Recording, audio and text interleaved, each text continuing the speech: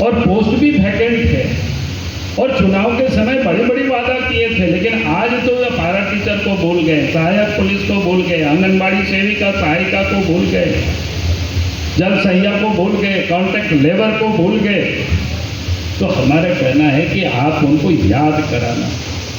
इसीलिए मैंने कहा कि जहां ये सरकार ने इतनी वादा खिलाफी की थी, इतना कुछ किया ही नहीं, और इसके बाद भी अगर हम जनता के बीच बाहर करके नहीं बताएंगे, नहीं समझाएंगे, तो भाई दूसरा कौन समझाएगा? कराना पड़ेगा, बताना पड़ेगा, उनको बार बार बताना पड़ेगा।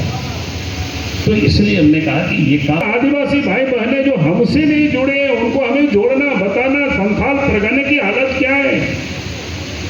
आज तो मैं लोगों से कहता हूं कि संथाल परगने में आदिवासियों के अस्तित्व ही खतरे में। अगर हम उस पर बहुत विचार नहीं करेंगे और उन लोगों को हम नहीं समझाएंगे, उन लोग आज भी खड़े होंगे, जब हम समझा देंगे तो खड़े हो जाएंगे। समझाना पड़ेगा स्थिति क्या बनी है।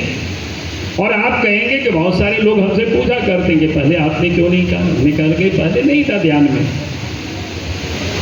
ध्यान में तब आया कि राजमहल विधानसभा में भारतीय जनता पार्टी ने पहले लीड करते थे, थोड़ा कम हो गया। तो हमने विधायक को कहा कि नहीं, थोड़ा सा उसको अध्ययन करो, आखिर ऐसा क्यों हो गया? क्योंकि सामने विधानसभा के चुनाव थे।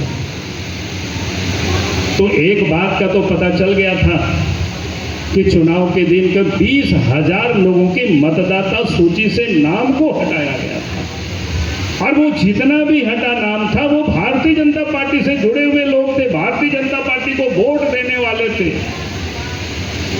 तो एक तो ये ध्यान में आया कि 20,000 मतदाता अपने आप में बहुत बड़ी संख्या होती है।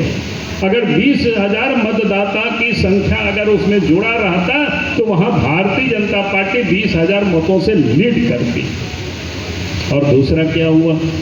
50,000 मतदाता को नए वहां जोड़ा गया जो बीजेपी के अगेंस्ट के वोटर थे। अब ये बड़ा चिंता का इतना वोट बढ़ गया, तो हमने कहा यार उसको थोड़ा और अध्ययन करो कि कैसे हुआ है, बूथ वाइज देखना है। और आपको आश्चर्य होगा जब पोलिंग बूथ के हिसाब से उसको हिसाब लगाया गया तो एक एक बूथ में 123% मतों की वृद्धि हुई है। और वो लगभग 55-70 ऐसे बूथ है। इलेक्शन कमीशन को दिया गया लिख करके कि भाई आप जांच कराइए। अब 123%, 19 में जो मतदाता थे और 24 में 5 वर्षों में इतनी बड़ा की बढ़ोतरी नहीं होती है, मुश्किल से 10% बढ़ सकता है।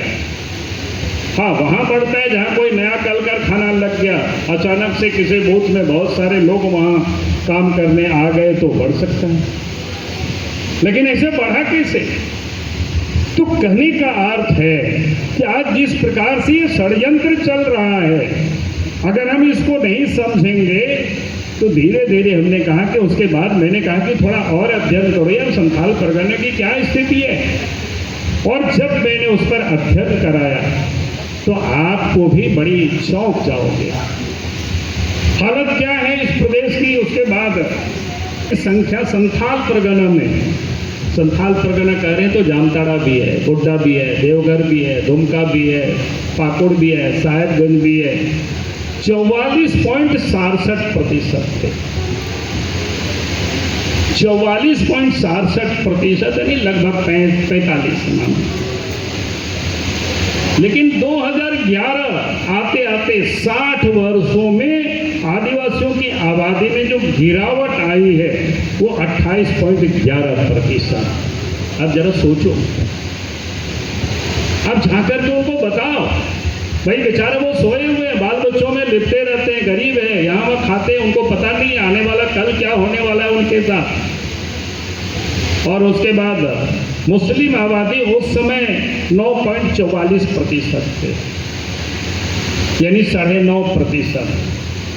आज उनकी आबादी 22.73% हो गया है 60 वर्षों में। आप सोच लीजिए कितना, 7.5 गुना की आबादी उनकी बढ़ी है। और अदर जो पॉपुलेशन है उसके बाद जो शेष लोग बचते हैं उस समय 45.9% थे, करीब करीब 46% आबादी थी।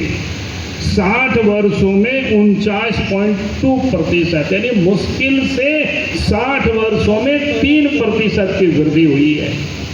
यह संकट है कि नहीं है, बताइए।